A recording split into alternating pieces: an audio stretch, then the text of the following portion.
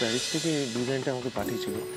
তো দুবাইতে গিয়ে আমি এই ধরনের কিছু ডিজাইন বাবা ভাই ডেকেছিলেন? হ্যাঁ। আরে দাদা ভাই তুমি কখন ফিরলে? কি যে করো না। থাক থাক, বারবারই প্রণাম করো।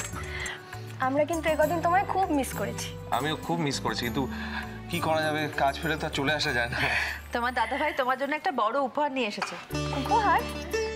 কি উপহার? সবুর করো বৌদি, বড়রা বলে সবুরে মেওয়া ফলে। কি বর্দা ভাই? হ্যাঁ হ্যাঁ, সবুরে মেওয়া ফলে ঠিকই, তবে আমি তোমাকে খুব বেশি অপেক্ষা করাবো না। তাই না? ধরো, কাল দুপুরের ফ্লাইটে তুমি আর অর্জুন মরিশাস যাচ্ছ।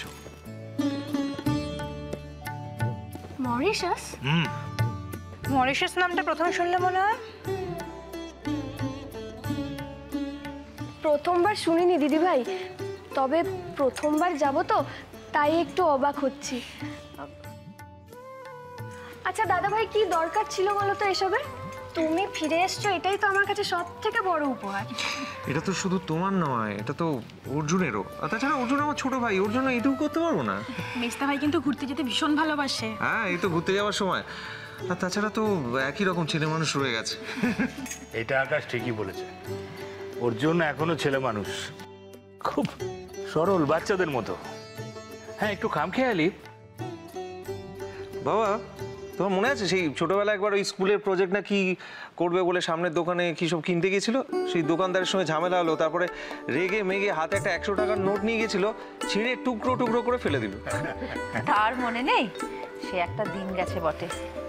আর অর্জুনটা এখনো তেমনি আছে। এই তো আশীর্বাদের দিন কাউকে কিছু না বলে মৌনিগ্রাম চলে গেল।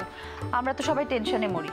শুনলে তো, অর্জুন এখনো একই রকম আছে, আগু পিছু ভালো মন্দ কিছু বিচার না করে মনে যা আসে তাই করে দেয়।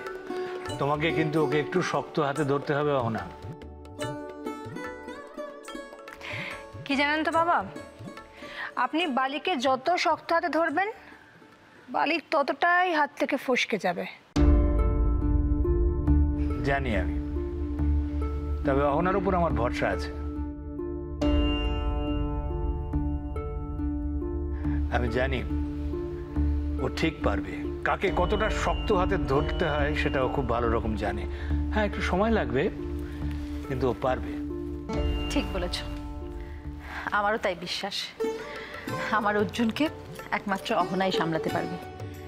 বৌভাতের দিন দেখলাম তো দুপুরবেলা কিভাবে অর্জুনকে খাওয়ালো। তবে বিদেশে যাচ্ছ তো, অর্জুন সম্পর্কে তো সবই শুনলে, ওকে একটু সামনে সামনে রেখো কিন্তু। হ্যাঁ,